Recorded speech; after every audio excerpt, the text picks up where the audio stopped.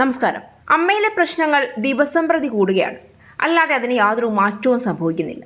എന്നാൽ എല്ലാവരും ഉറ്റുനോക്കുന്ന ഒരേ ഒരു കാര്യം താരരാജാക്കന്മാരായ മോഹൻലാലിൻ്റെയും മമ്മൂട്ടിയുടെയും പ്രതികരണം എന്താണ് ഈ വിഷയത്തിൽ എന്നുള്ളതാണ്.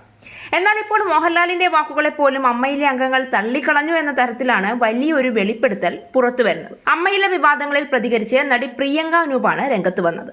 ഒരു കുടുംബം പോലെ കഴിഞ്ഞു പോകേണ്ട സംഘടനയിലാണ് അനാവശ്യ വിവാദങ്ങൾ ഉണ്ടായതെന്നും സംഘടനയിൽ നിന്ന് വിട്ടുപോയവരെ അടക്കം തിരികെ കൊണ്ടുവരണമെന്നും അവർ പറഞ്ഞു.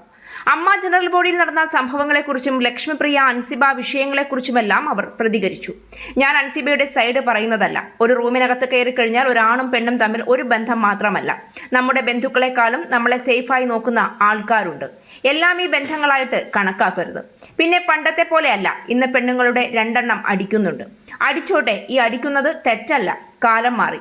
അൻസിബ 2 എണ്ണം കഴിച്ചാൽ തെറ്റെന്താണ്? പക്ഷേ വെള്ളം അടിച്ചിട്ട് റോഡിൽ കിടന്ന് ബഹളമുണ്ടാക്കിയാൽ അത് പ്രശ്നമാണ്. അൻസിബ അഭിമുഖങ്ങളിലൊന്നും ആരെയും വ്യക്തിപരമായി അധിക്ഷേപിച്ചിട്ടില്ല. എന്നാൽ ലക്ഷ്മിപ്രിയ ചെയ്തത് അതല്ല. അവർ സ്നേഹത്തിലുണ്ടാകുമ്പോൾ പറഞ്ഞ പല കാര്യങ്ങളും പറഞ്ഞു. വേറൊരു വലിയ കാര്യം നമ്മൾ ശ്രദ്ധിക്കേണ്ടതുണ്ട്. അൻസിബയ്ക്ക് വലിയ ജനപിന്തുണയുണ്ട്. ഈ സമയത്ത് അനാവശ്യ വിവാദം ഉണ്ടാക്കരുത്. അമ്മ എന്ന് പറയുന്ന സംഘടന ഒച്ചപ്പാടും ബഹളവും വെച്ച് ആൾക്കാരെ പുറത്താക്കുകയല്ല വേണ്ടത്. മിസൈൽ വാങ്ങിയ കണക്കൊന്നുമല്ലല്ലോ, അങ്ങോട്ടും ഇങ്ങോട്ടും കൊടുക്കുന്ന പൈസയും കാര്യങ്ങളും അടങ്ങുന്ന കണക്കല്ലേ.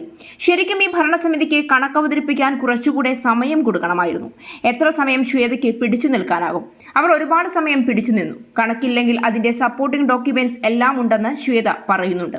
ട്രഷറർ സൈൻ ചെയ്തിട്ടില്ല, തെറ്റ്. 21 ദിവസം മുൻപ് കണക്ക് കൊടുക്കണമായിരുന്നു. അത് ബൈലോയിൽ പറയുന്നുണ്ട്. അതൊക്കെ നോക്കണമായിരുന്നു. അതിജീവിതയെ സംഘടനയിലേക്ക് തിരിച്ചു കൊണ്ടുവരണമായിരുന്നു. ആ കുട്ടിയെ എങ്ങനെ നമ്മുടെ സംഘടനയിലേക്ക് കൊണ്ടുവരാൻ പറ്റുമെന്ന് ചർച്ച ചെയ്ത് എങ്ങനെയെങ്കിലും കൊണ്ടുവരണം. പുറത്തുപോയ എല്ലാവരെയും ഒരു ലെറ്റർ എന്തെങ്കിലും അയച്ചിട്ട് വരാൻ താല്പര്യമുണ്ടോ? എന്താണ് റീസൺ? ഇപ്പോഴും പ്രശ്നമുണ്ടോ? എന്താണ് ഞങ്ങൾ ചെയ്യേണ്ടത്? അമ്മയിൽ നിന്ന് എന്ത് ചെയ്യണമെന്ന് ചോദിക്കണം. അതൊക്കെ ചോദിക്കേണ്ട കാര്യങ്ങളേ ഉള്ളൂ.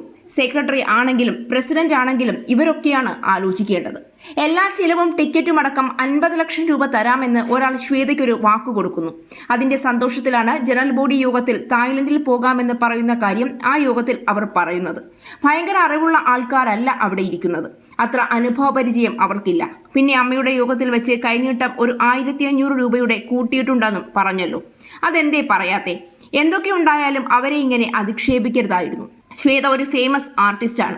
സത്യം പറഞ്ഞാൽ കണ്ണ് നിറഞ്ഞിരിക്കുകയായിരുന്നു ഞാൻ ലാലേട്ടൻ ഇരുന്നപ്പോൾ ലാലേട്ടനോട് പറഞ്ഞു, ലാലേട്ട എന്താണ് ഈ കാണുന്നത്? നിങ്ങളൊക്കെ വിചാരിച്ചാൽ രക്ഷപ്പെടുത്താൻ പറ്റില്ലേ എന്ന് ചോദിച്ചു.